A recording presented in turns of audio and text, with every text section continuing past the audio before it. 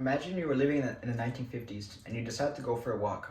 On this walk, you suddenly see a gray, human-like figure drop out of the sky. But even from a distance, you can tell that this isn't a person falling from the sky. Soon after, you see a group of army vehicles drive up and recover the body. And in this case, you are one of dozens of people that saw the exact same thing. You walk back home and convince yourself that you just saw an alien. In the 1950s, the US Army dropped gray latex dolls from the sky to test ways for pilots to survive drops.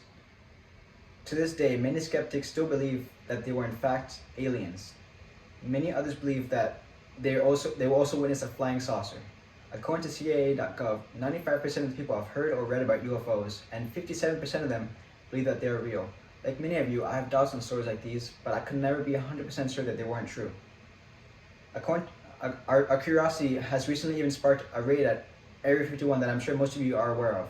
Today, I'm going to debunk the conspiracies surrounding Area 51, and by the end of this presentation, I'll have rationally explained the seemingly inexplicable.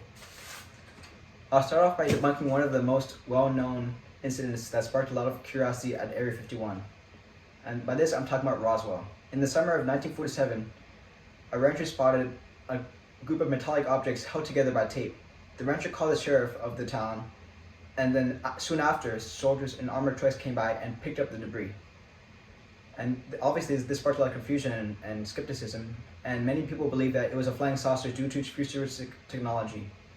According to History.com, it was a high-altitude balloon whose purpose was to detect sound waves generated by Soviet atomic bomb tests. The materials in the balloons consisted of fiber optic cables and fireproof fabrics that resulted in confusion since civilian technology was, in comparison, outdated. 8 years after the incident, Area 51 was created and left many to question on its purpose. Skeptics point to anecdotal evidence to support their claims that there is alien research at Area 51. One such conspiracist is Philip J. Corso. Corso was an officer who claimed that he was the chief of the Foreign Technology Division. He says that he dealt with the UFO at Roswell and its wreckage. Corso claimed that he reverse engineered the technology, and thus this led to the development of modern technology such as lasers or fiber optics. He published a book right before his death about his claims and his supposed research on alien technology. However, there are holes in his book that prove that Corso is lying or at the very least embellishing his claims. The most obvious hole in his book was his claim that he was a member on the National Security Council.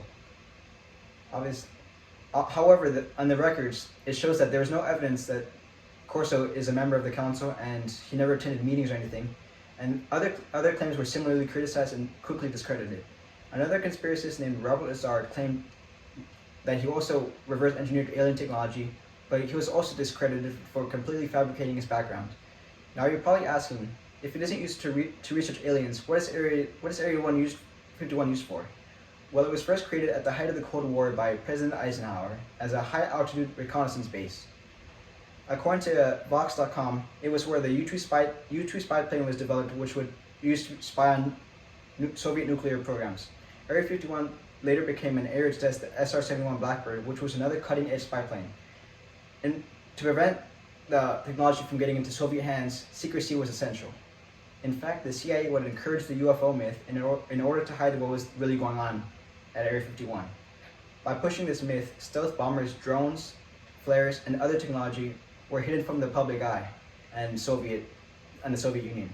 According to BBC.com, some of the world's most advanced espionage programs are still at the site. There are still 1,500 people that currently work at Area 51 and are believed to still develop spy aircrafts. So now that you guys have the facts, I hope that you guys understand that there is little mystery behind what is going on at Area 51. And even though I hope that there are aliens on Earth, because it would be pretty cool, I suggest you guys do not hold your breath.